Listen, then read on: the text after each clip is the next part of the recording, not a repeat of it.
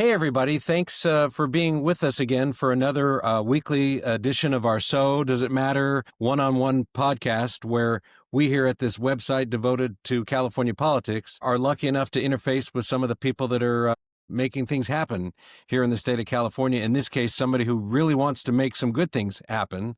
Our guest is Steve Hilton. Hi, Steve. Great to be with you. Exactly. That's the plan, to try and be in a position to make Right, things happen. exactly. So a couple housekeeping items for those of you watching. Number one is that I wanted to ask you to help us. We're trying to help out Steve here. And so the best way we do that, and you can help me out, is by, if you're watching this on YouTube, we want you to subscribe. We want you to like it. If you're watching it on Substack, we're looking for you to restack. We're looking for you to like it. Basically, the more you can share this, the more you spread Steve's message, and the more you help people understand that there is a place where the complete and total dysfunction of California can be watched in slow motion, excruciating pain. And that's at the So Does It Matter Substack on California politics. So, Steve, we have a tradition here, which you may be familiar with if you watch these, where I get onto ChatGPT and I ask it to simply give me an introduction to you. I've not read it. No one's read it. I'm going to read it verbatim and we'll see if they get it. The good news for you is it's figured out I'm a conservative. So the first one was a little screwy. So here we go. I'm going to put on my made for radio voice. Today, I'm joined by someone a lot of you already know, both from politics and the world of ideas. Steve Hilton is a candidate for governor of the state of California. He is also well known as a business entrepreneur, a policy innovator, and was the host of the show The Next Revolution, where he spent years making the case for smaller government, greater accountability, and putting power back in the hands of citizens instead of bureaucrats. Before entering the governor's race, Steve worked on major reform efforts here and abroad, always focused on getting government to serve the people instead of the other way around. His campaign is centered on restoring affordability, restoring public safety, and restoring a government that works for the families here in California, where people call home. Steve Hilton, welcome to the show. Wait, not so bad, huh? Who wrote It's almost like, and thank you very much for participating. We're going to go now. It doesn't get any better than that. So. Exactly. That's insane. So that's really ChatGPT. Yep, that's what ChatGPT came up with. And then they ask you, do you want to add an issue? Do you want to hook? Do you want it punchier? Do you want, and they ask you all those other questions. That's amazing. No, I'll take it, especially after my years-long battle with Wikipedia to even mildly correct some of the insane falsehoods that appear in my Wikipedia entry. And I assume that something like ChatGPT would be going through that. Obviously not, because that was very good. I'll take it. Yeah, there you go. So everybody, we're here. Obviously, we're here with Steve, and the purpose of this show is to give Steve an opportunity to share with you something about his candidacy. We can probably jump past 101 a little bit, just because the people that are reading this on this website have heard of you, but we're going to take an opportunity for you to introduce yourself and tell us about why you should be governor of California, something you haven't talked about in the last 5 minutes. So exactly. Go for it, Steve. Tell us I think why would you want to do this, and what can you do for us?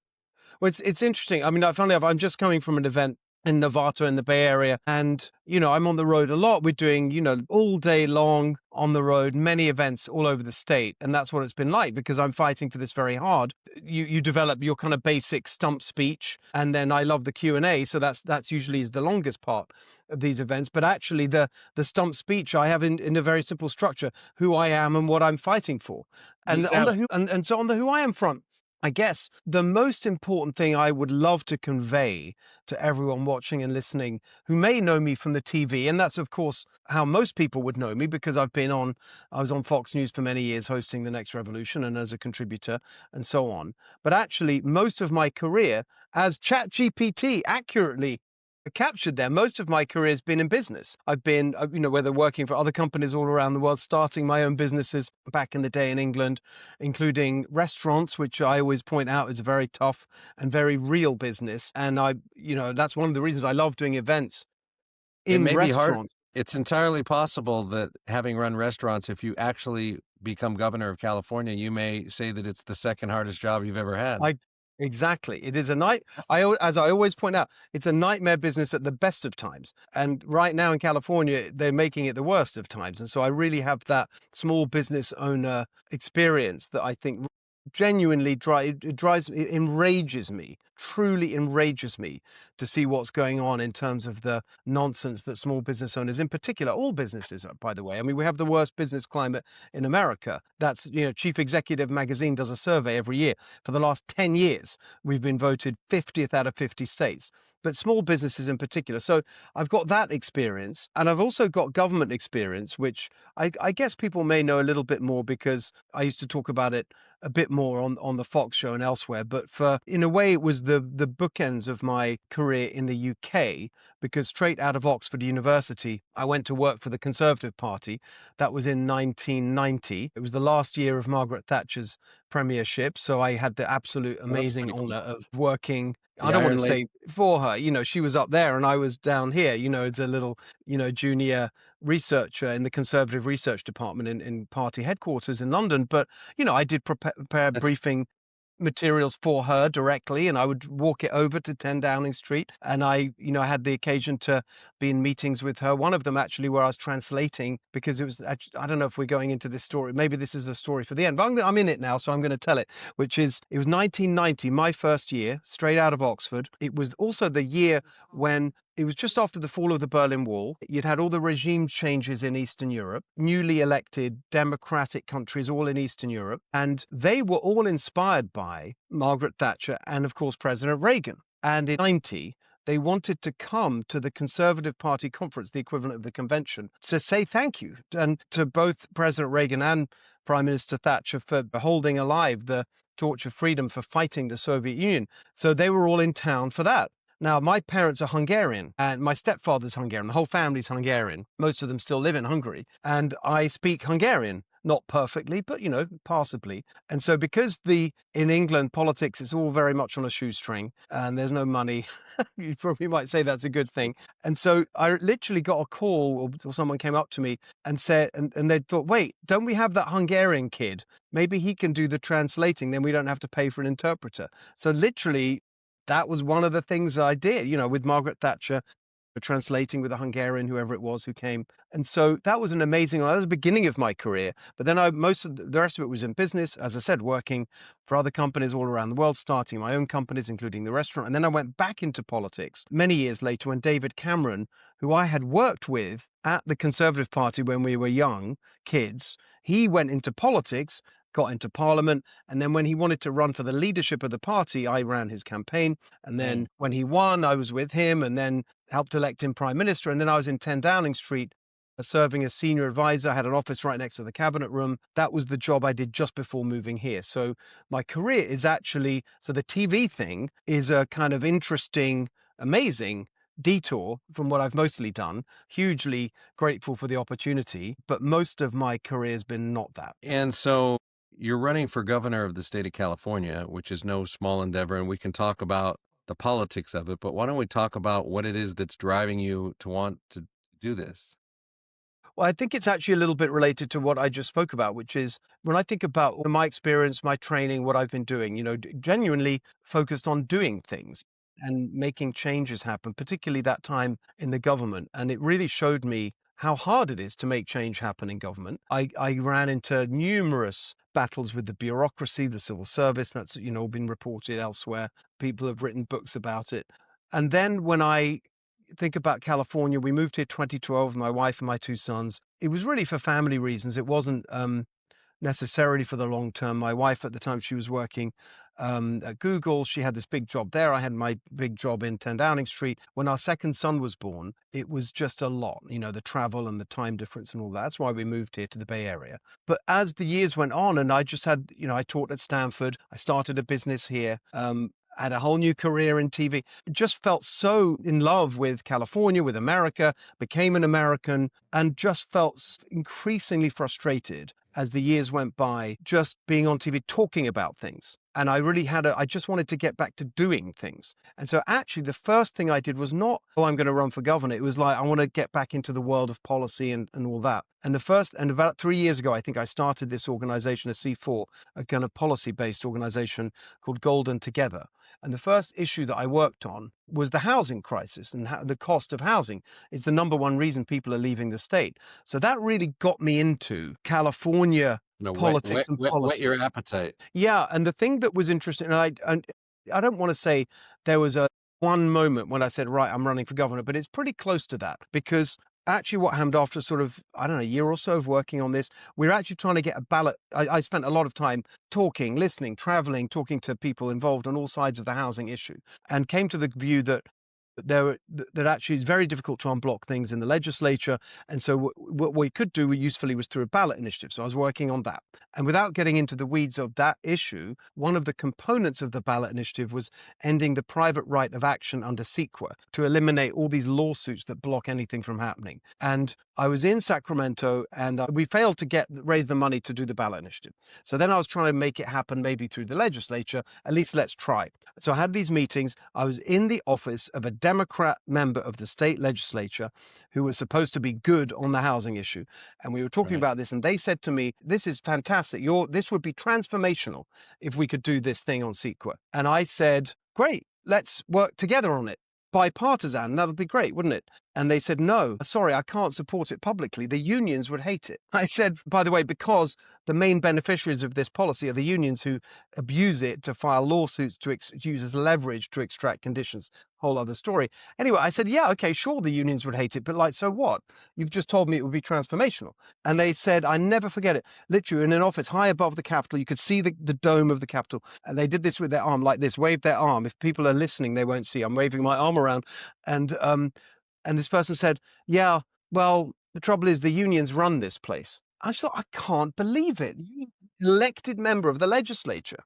And you're Yeah, telling me we that always the we union. always we always make it that the big deals that happen and get passed into law in California don't happen in the Capitol. They happen in the conference rooms of the California Teachers Association or the Yes. CIU Yes. or the Right. trades. And I'd sort of heard that, but this is an actual member of the legislature saying it. And it pretty much, that was the moment. I reflected on that and I thought, you know what, this is really effed up. And come on. And I love this state and we can do better than this. And I just thought about it a bit and thought, you know what, I've got the experience. I understand policy deeply. I've been doing the work on that. I know how government works. I've got that experience as an entrepreneur. I know how to start things, make things happen, the kind of hustle factor you need. I've got this media platform. I've got relationships through that at the national level, including the president, etc.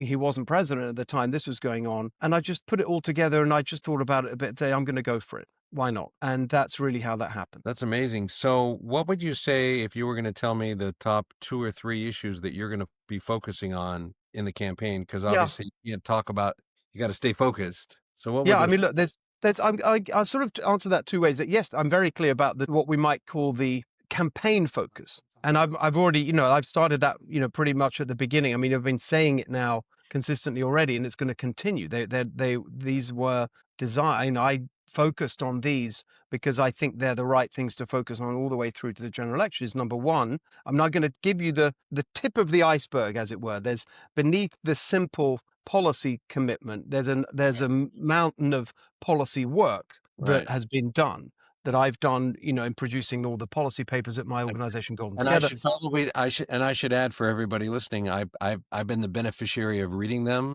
and going through them, and I think you have a tremendous acumen for policy. If you're elected governor, you would be governing in the first person. There's a lot, trust me, there's plenty of people who get elected to office who have policy advisors that kind of try to figure things out.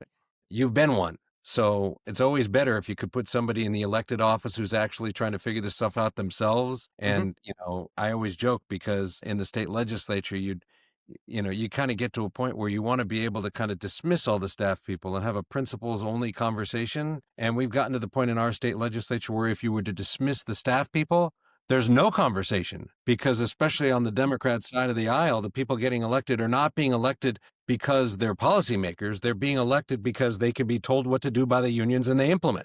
Exactly. No, exactly. So I'm going to say the simple things, but but I've done beneath it, there's a lot. So number one, And $3 gas. we'll have a link below to your website. And Yes. so anybody can go there and get more detail on any of these things. Now, I'll do a little preface, which is, I think the main thrust of my campaign is to make the argument that after 15 years of one party rule in California. Of course, it goes back further when you look at the legislature, but let's just take all statewide offices and the legislature. 15 years of one party rule. By next year, it'll be 16 years. California has become a place where we have this totally corrupt system that enables the rich to get richer while regular working people get screwed. That's the kind of basic idea. And therefore, the focus of what I'm fighting for in the campaign and in policy terms is the people who've really been hammered the most, screwed the most by these 15 years of Democrat rule, and that is working class people, and small business, actually. And so that's really who I have in mind for all of these. Number one is $3 gas. $3 gas because it is the quickest and simplest way we can help working people. They're driving their cars and their trucks hours every day, much further than they need to because of the housing situations. They often live miles from where they work. That will put, I mean, some people may think $3 gas, that's a little silly. You talk to working people and you say that, they tell you immediately how much money they would save in a month. Oh, that'd save me 100, because they know the numbers, because they pay the gas prices. So $3 gas. Number two, cut your electric bills in half. Again, you may say, well, that's a little, micro. Not if you're a family trying to pay the bills. And we have now more than double the national average electric bills, the highest in the country apart from Hawaii. With gas prices, we're higher, including Hawaii, which is insane, given that we have abundant oil reserves and they're in the middle of the Pacific Ocean. The fact that we have higher gas prices than Hawaii is just mind-boggling. On electric, we're the highest everywhere apart from Hawaii, as a direct result, again, of the Democrats, both of them related to the climate extremism and Well, gas. it's tremendously extreme. I mean, as a matter of fact, gas prices, I've talked to liberals in the legislature who see that as a feature, not a fault. They're like, of course we want the gas prices higher. We don't want people in their cars. We don't want Exactly people. right. It's crazy. But it's a really big component of people's bills, and it's something we can affect quickly. $3 gas, cut your electric bills in half. Your first 100 grand, no state income tax. Again, well, people might say, well, that's not, it depends on who you talk to. Some people say, well, that sounds kind of high, that you're helping the rich. It's not high. You've got now, I think it's 5 counties in California, maybe more, where the official poverty measure is $100,000. It's amazing because everything's so expensive. So that would help. On the tax one, first 100,000 free of state income, no state income tax. That of course helps everyone. It's raising the threshold, but it particularly helps working people. Again, thousands of dollars a year that would save. And then the final one, which is less specific, but to me, the most important in terms of aspiration and the California dream, a home that you can afford to buy, home ownership, which has been, I think, the foundation of, I still remember when I was younger, I'd started this business in London, did okay, not spectacular, but enough to buy a place in London, a home in my 20s. We didn't have family money. That I made all that money. I still remember that feeling of accomplishment when I can see it actually when you walk across the threshold and you stand there and say, I bought this, I did this. And the fact that we're just totally ripping that apart away from this generation just makes me so angry. And so that's really the heart of it. Now, there's a lot more to say. And actually, the thing that I will now get to when you say, what are the 2 or 3 things? There's one big thing that underpins all of that. And that is the answer to the question, well, what could you actually do as governor? Because the Democrats will still probably control the legislature.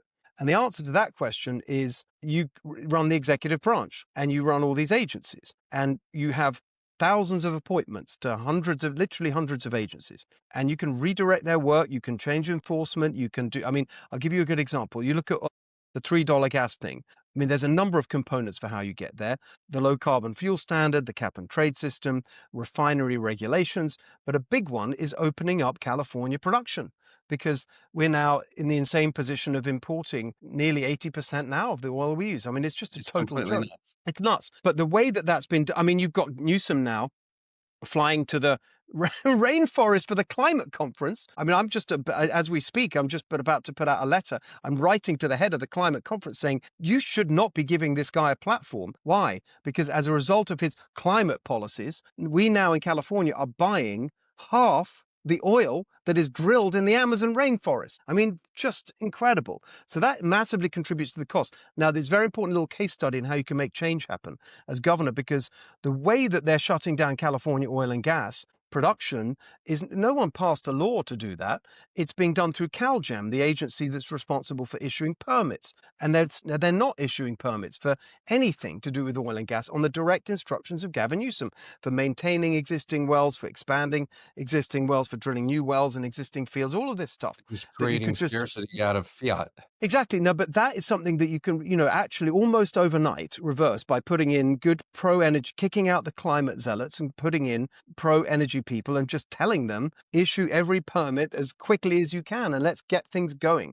And so I think underlying all of this is the real answer to what I'm going to get done, which is take a sledgehammer to, and where necessary, a forensic replacement of the officials, this bloated, bureaucratic, nanny state government in Sacramento that is just the driver of all the cost and complexity and hassle that make it so difficult, so expensive to do anything in California. So attacking that bureaucracy really is the kind of central job. Yeah. Hey, I've got a question for you. I'm going to take this in a more political direction than policy, although that's both. Just because I was having this conversation with somebody else the other day, and I mentioned that we're going to be doing this podcast, and he's all like, "Well, do me a favor, ask Steve Hilton out of this cattle call of Democrats that are out there, right? There's so many of them. They're all kind of type B players. Which one would he like to face the most in a general election?" And Yeah. so I'm going to ask you that question right here. I just asked you, who, if you could pick your opponent, if you could reach into the bag and pull out the one you want to run against, Well, I who would think it the first be? point is that the argument is going to be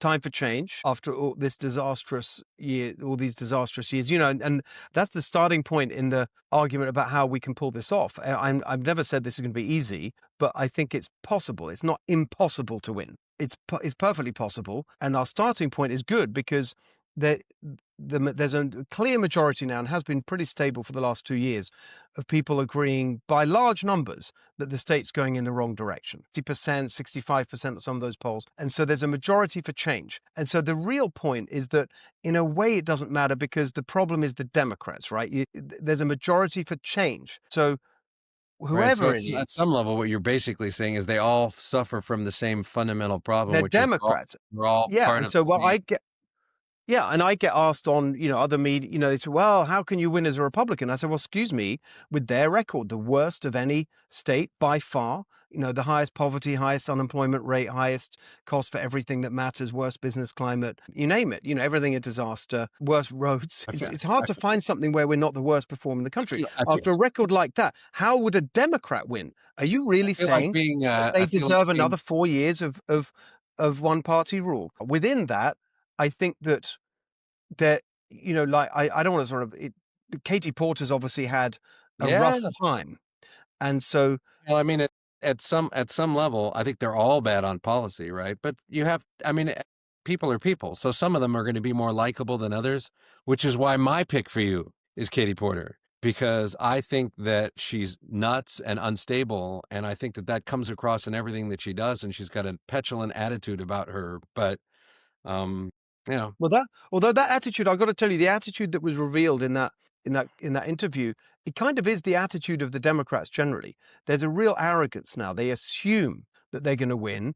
That was behind that thing of, well, of course, if I'm in the top two, there'll be a Republican and I'll win, of course, because they've gotten used to this idea that they're in power forever. That's why they've drifted off to the left, because they're not worried about appealing to regular people, because they assume that there's never going to be any challenge from any other place other than their own left.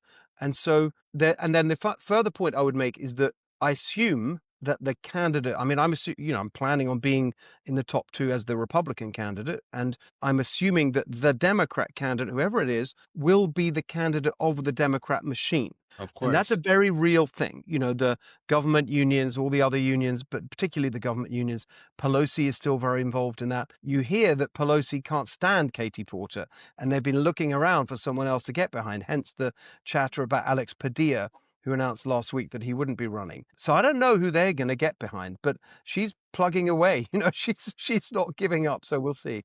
We're going to move on to a lightning round here in a minute, but before we do that, why don't you tell our folks here who are watching if they want to find out more about you, if they want to get involved, how do they do that? Thank you very much. Appreciate it, John. So it's the website is stevehiltonforgovernor.com. Stevehiltonforgovernor.com. We're, And we're right now you're active on X, I assume? at Steve Hilton X, Instagram, all of that. Yeah. Mm. I think the thing Is that like Latin X, but it's Hilton X? Steve Hilton X. Yes. So here's the thing. I picked that.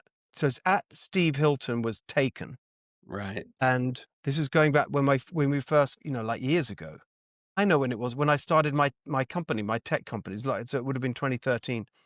It's all pretty new. And Steve Hilton was taken, just that. And then at the time, I was aware of there's this little unit of Google. I don't know whether it's still there called Google X, and it was doing all the It's kind of play off of that. innovation and it kind of and actually people were using this before Elon. They were using X as a kind of future what I don't know. Well, there And you go. I was the founder of a tech Right. company, and I just thought, okay, let's use that. All right, get ready. Here's some short answer questions, which I don't know if it's possible because a former TV host has no short answers. But we're going to try to go through this. It's our lightning round, and we're going to Okay. start first and foremost with what was the last book you read, if you even have Well, time to read anymore. I am reading very slowly. So it's the Lion in the White House, the Teddy Roosevelt book. Okay, Book about Teddy Roosevelt, Lion in the White House. And the reason I'm reading it, actually, I have to say, do you know Ron Neri? You must know Ron. sure, of course. I was on the Republican Party board with him when he Okay, was. so he said he'd just read it or something. It was about a few months ago, and he said, "Oh, you got to read this book. It really kind of resonates with what you're doing, and you're out there, whatever." So I'm reading that book right now. It is All great. right, And Teddy last Roosevelt, I've always loved Teddy Roosevelt. In fact, Rough here we Rider. are, the example of my long-winded answers, but it's how I got to know Doug Burgum, actually, because he That's Trump's Secretary of the Interior. exactly, but he was the governor of North Dakota, and Teddy Roosevelt spent a lot of time there. That's how he sort of fell in love with the West. And so it turns out that there isn't a Teddy Roosevelt presidential library. So Doug Burgum, when he was governor, got that whole thing going. And I love that whole story because I do love Teddy Roosevelt. And so he came on the show to talk about it. So, but actually, I Good. hadn't read All right, much about Teddy Roosevelt until this book right now. we got to keep going. So now, what was the last film you watched or movie you streamed? Yeah, quite recently, actually, I watched the Netflix one about the nuclear thing. What was it called? House of Dynamite. Oh, House of Dynamite. So I don't Yeah. want to spoil anything for people watching the House of Dynamite, but it felt to me like I was reading a 20 chapter book and it just stopped after chapter 18. But I'm not going to say anything because I think that was an artistic Yeah, no, frame. definitely on purpose. And I think on reflection, it was great, Oh, actually. yeah. Well, it certainly made you realize the process. Well, we don't have to go into all the details. All right. Favorite United States president of all time, but Donald Trump is not an option.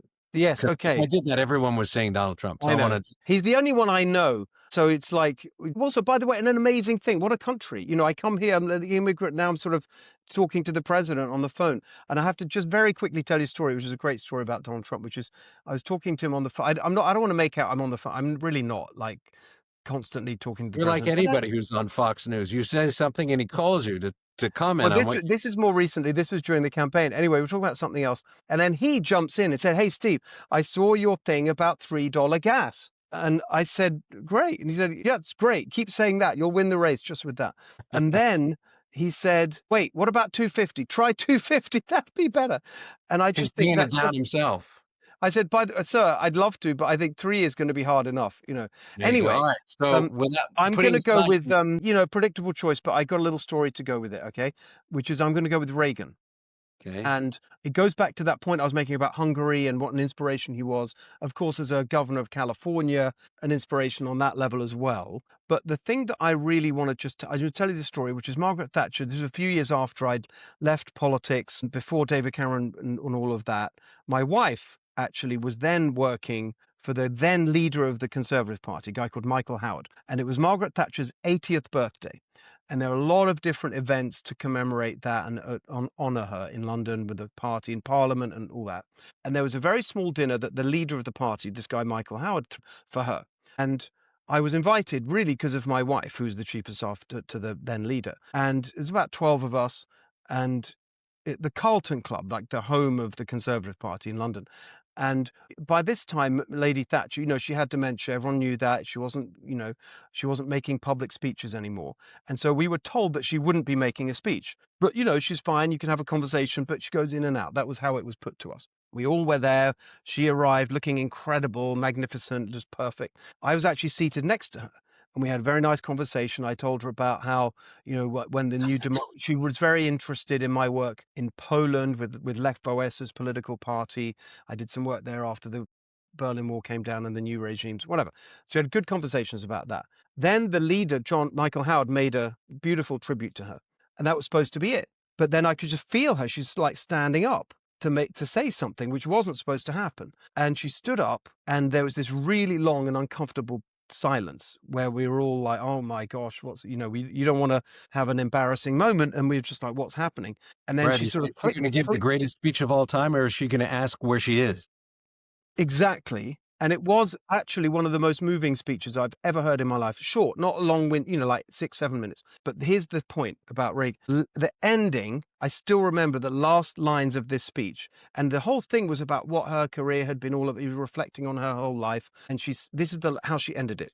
Liberty under the law. That's what it was all about. Me and President Reagan. And then she sat down. And the thing that was so beautiful about that is, like, imagine for her, obviously that partnership was so important that she would literally end on that.